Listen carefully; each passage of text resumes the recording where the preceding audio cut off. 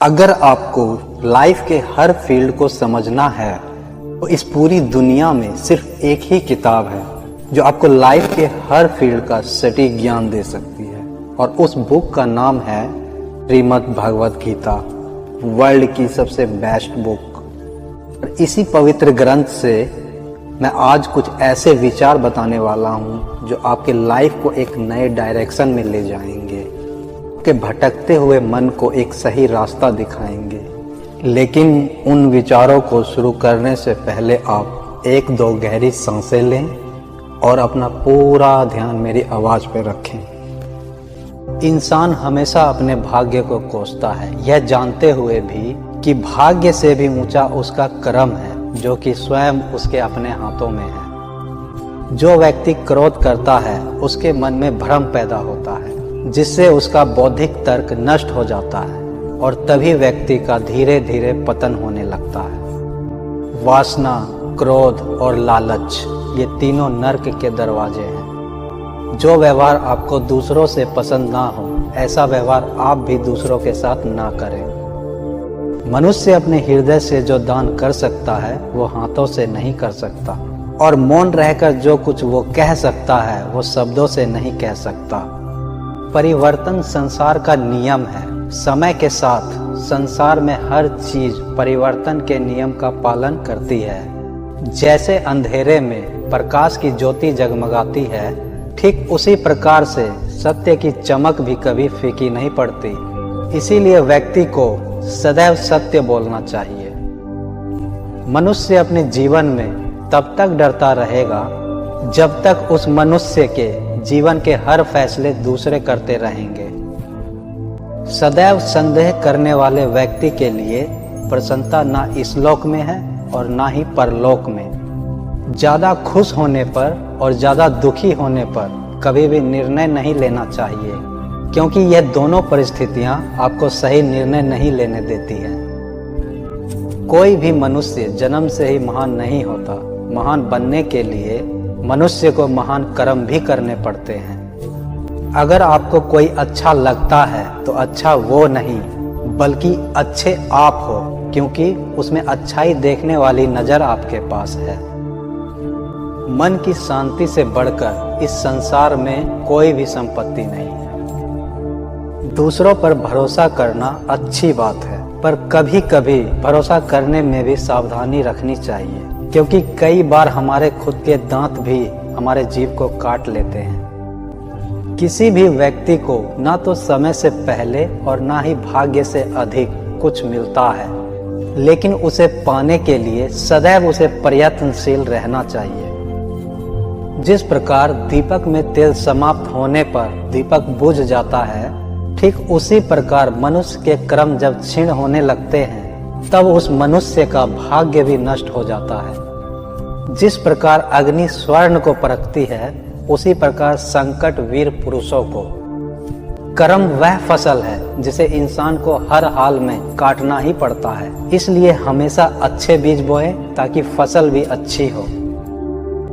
इंसान के जीवन में आने वाला बुरा समय उस आईने की तरह होता है जो हमारी क्षमताओं का सही आभास हमसे करवाता है।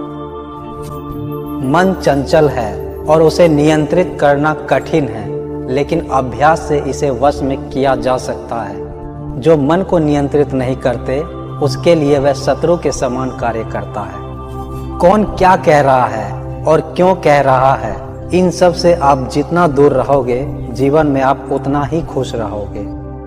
गीता में लिखा है, जब इंसान की जरूरत बदल जाती है तब उस इंसान के बात करने का तरीका भी बदल जाता है। जीवन का दूसरा नाम संघर्ष है। अगर आप अपनी गलतियों से कुछ सीखते हो तो गलतियां सीढ़ियां बनती हैं, और अगर नहीं सीखते हो तो गलतियां सागर हैं। फैसला आपका है, चढ़ना है या डूबना है।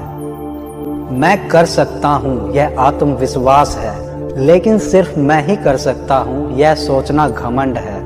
आत्मविश्वास को अपनाएं, घमंड को छोड़ें। आपको सच्चा चाहने वाला आपसे हर तरह की बात करेगा, हर मसले पर बात करेगा, लेकिन धोखा देने वाला सिर्फ प्यार भरी बात करेगा। अपने जरूरी कामों को पूरा करो, क्योंकि वास्तव में काम करना कुछ ना करने से बेहतर होता है। जो बीत गया उस पर दुख क्यों करना, जो है उस पर अहंकार क्यों करना, और जो आने वाला है उसका मोह क्यों करना। जैसे विद्यार्थी का धर्म विद्या प्राप्त करना, सैनिक का धर्म देश की रक्षा करना, ठीक उसी प्रकार जिस मानव का जो कर्तव्य है उसे वह कर्तव्य पूर्ण करना चाहिए। अगर आपको जीवन में झुकना है तो किसी विनम्र के आगे झुकें, किसी के शक्ति के आगे, रूप के आगे और धन के आगे कभी मत झुकना। जब इंसान अपने काम में आनंद खोज लेता है तब वह पूर्णता प्राप्त कर लेता है। मनुष्य को इस बात का घमंड नहीं होना चाहिए कि उसे जीवन में किसी की भी आवश्यकता नहीं पड़ेगी, और इस बात की भी गलतफहमी नहीं होनी चाहिए कि उसकी जरूरत हर किसी को होगी। जीवन में सफलता का ताला दो चाबियों से खुलता है, एक कठिन परिश्रम से और दूसरा दृढ़ संकल्प से। जो होने वाला है वो होकर ही रहता है, और जो नहीं होने वाला है वह कभी नहीं होता है। ऐसा निश्चय जिसकी बुद्धि में होता है उन्हें चिंता कभी नहीं सताती है। अगर आप किसी का अच्छा ना कर सको तो बुरा भी मत करना, क्योंकि दुनिया कमजोर है लेकिन दुनिया बनाने वाला नहीं। सही कर्म वह नहीं है जिसके परिणाम हमेशा सही हो, बल्कि सही कर्म वह है जिसका उपदेश कभी भी गलत ना हो। जीवन का आनंद न तो भूतकाल में है और न ही भविष्य काल में, बल्कि जीवन का आनंद तो बस वर्तमान को जीने में है। माफ करना और शांत रहना सीखिए, ऐसी ताकत बन जाओगे कि पहाड़ भी रास्ता देंगे। वक्त से पहले मिली चीजें अपना मूल्य खो देती हैं और वक्त के बाद मिली चीजें अपना महत्व। इसलिए समय की कदर करें और काम को समय पर करने की कोशिश करें। जुआ, मदिरापान, हिंसा, असत्य, मद, आसक्ति, निर्दयता और एक से अधिक स्त्री के साथ संबंध बनाना, इन सब में कलयुग का वास है।